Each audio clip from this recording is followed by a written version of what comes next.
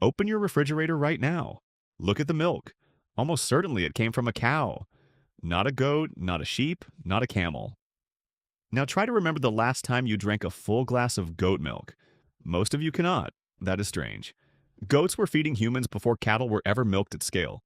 They are smaller, cheaper, and tougher. They live on hillsides that would starve a dairy herd. So why did the cow win the refrigerator? The answer is not one reason. It is about 5 different forces all quietly pushing in the same direction. Start with the number that explains the whole shelf. Cows produce roughly 8 out of every 10 liters of milk on this planet. Water buffalo take most of what is left. Goats sit at around 2% of world milk production. Sheep sit lower still. And here's the part that should really stop you. There are close to 1 billion goats alive today. They are one of the most common farm animals on Earth. They are farmed, herded, and eaten across almost every continent. And they still barely register in the dairy aisle. That is not an accident of taste. That is the result of biology, chemistry, and history stacking up over 10,000 years. The first force is the boring one: volume. The intuitive assumption is that a goat is just a small cow, so you keep more goats and the numbers even out. The math refuses to cooperate. A strong dairy goat gives you a couple of liters a day. A modern dairy cow can give more than 10 times that from one animal. Now, think like a farmer instead of a shopper. Every animal needs feeding, housing, fencing, and health checks. Every animal has to be attached to a milking machine twice a day, by hand. 10 goats means 10 sets of hands, 10 sets of hooves, and 10 chances for something to go wrong. One cow means one. Dairy is not a business about milk. It is a business about labor per liter. And goats have a second cost that farmers talk about with a very specific facial expression: fences. Goats climb, squeeze, lever, and test every weak point you have. Cows mostly stand in a field and accept their situation. That difference sounds like a joke, but it shows up on the balance sheet as real money. But labor is not even the biggest problem. The second force is the calendar. Most goat breeds are seasonal breeders. Their bodies respond to shortening daylight in autumn, which means kids arrive in spring and milk flows in a wave. Then the wave falls off. Cows are far more flexible about when they breed. That flexibility is what makes a supermarket possible. A dairy can stagger its herd so that some cows are always in full production. Milk arrives every single week of the year at roughly the same price and roughly the same volume. Goat milk, left to nature, arrives like a season instead of a service. You cannot build a national supply chain on a product that disappears every winter. Farmers have pushed back on this with lighting programs and breed selection, and it works to a point. But you are managing against the animal instead of with it. And that still does not explain the strangest part. Because the third force is not economics at all. It is chemistry. Pour cow milk into a jar and leave it alone. The cream floats.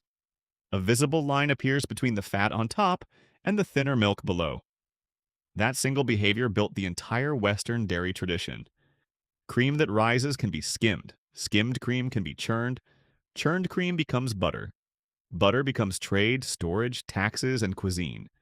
It is a whole economy that depends on fat being lazy enough to float. Goat milk does not do that. Its fat globules are smaller and it naturally lacks a protein called agglutinin that makes cow fat globules clump together and rise. Without the clumping, the fat stays suspended. The cream separates slowly and badly. Goat milk is, in a real sense, naturally homogenized before anyone invented homogenization. That one quirk quietly locked goats out of the butter business for centuries. And there is a visual tell most people never notice. Goat milk is strikingly white. Cows pass yellow carotene from grass straight into their milk and butter. Goats convert almost all of that carotene into vitamin A, so nothing yellow survives the journey. The protein behaves differently too. Many goat breeds are low in a milk protein called alpha S1-casein. Less of that protein means a softer, weaker curd when the milk sets. Softer curd is wonderful for fresh, spreadable cheese. It is much harder to press, age, and stack into giant wheels that survive a long journey. So goat milk is not worse. It is built for a different product. Cow milk was built, almost by accident, for the industrial one. Which brings us to the fourth force and the one people actually complain about. The flavor. Goat milk carries a distinct tang that fans call bright and skeptics call goaty. That is not imagination and it is not poor hygiene. It is three specific fatty acids sitting in the fat, and they are so associated with this animal that we named them after it. Caproic, caprilic, and capric acid all come from capra, the Latin word for goat. Those short chain fatty acids get released when an enzyme called lipase goes to work. Rough handling, warm storage, and time all speed that up. Cow milk contains those acids too in much smaller amounts. So goat milk is not a strange flavor. It is a familiar flavor turned up loud. Herd management matters more than most people expect. Milk picks up odor easily, and keeping male goats near the milking does can push the aroma further. Handle it well, chill it fast, and the flavor is mild. Handle it casually and it announces itself. Cow milk is simply more forgiving of a bad day. That forgiveness matters enormously at scale. Mass market food does not reward the best version of a thing.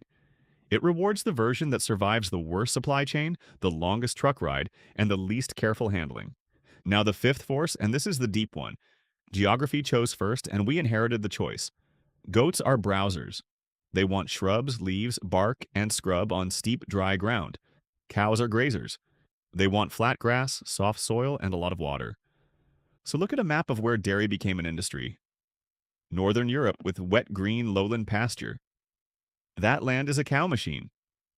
Now look at where goat milk stayed central. Mountains, islands, dry lands, and rocky terrain across the Mediterranean, the Middle East, North Africa, and South Asia. Goats did not lose there. Goats were the only sensible answer. Cattle also came bundled with everything else a village needed: meat, hides, and raw pulling power for a plow. A cow was a food source, a factory, and a tractor. A goat was a brilliant survival animal, but it could not pull a field. Then the 19th century made the gap permanent. Railways, refrigeration, glass bottling, and pasteurization all arrived at once. Every piece of that machinery was designed around one animal. In 1890, an American scientist named Stephen Babcock introduced a simple test for butterfat content, and farmers could finally be paid by quality instead of volume. That test, that payment system, and every machine downstream of it were calibrated to cows. This is path dependence, the same reason your keyboard still starts with QWERTY. Once the whole system is built around one standard, being slightly better is not enough. Everyone else is still running the original code. Now for the exceptions, and they are the best evidence we have. Because goat milk absolutely dominates in one category. Cheese. Fresh goat cheese is a global staple. Traditional feta leans on sheep milk with goat milk mixed in. Norway built a national obsession around brown goat cheese.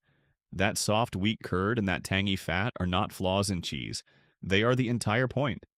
And at the country level, the picture flips again. India is the largest producer of goat milk in the world. Across large parts of South Asia and Africa, goats are a daily source of protein for families who could never afford or feed a cow. That is not a counterexample. That is the rule confirming itself. Goat milk thrives exactly where the cow system does not reach. One more myth deserves a straight answer. Goat milk is often sold as the gentle alternative. Its fat globules are smaller, and some people report it sits easier. But it still contains lactose, only slightly less than cow milk. And most people with a true cow milk protein allergy react to goat milk as well, because the proteins are close cousins. Scientists are still untangling how much of the gentleness is the milk itself, and how much is everything else about how it is produced. So, stack the forces back up. A goat gives less milk for more labor. Its supply follows the seasons instead of the store. Its cream refuses to rise, so it never built a butter empire. Its flavor is louder and less forgiving in a long supply chain, and its natural home is rough ground, far from the flat, wet pasture where the dairy industry was born. Any one of those is survivable, all five together are not. The cow did not beat the goat on merit. The cow won a system that was designed, mile by mile and machine by machine, around the cow. Maybe the bigger lesson here is not about milk at all. The things that fill our lives are rarely the best possible option. They are the options that fit the machinery we already built. Better is a nice idea. Compatible is what actually reaches the shelf. So open your refrigerator again. That carton is not a verdict on the goat. It is a fossil of a decision we made 10,000 years ago and never once thought to question.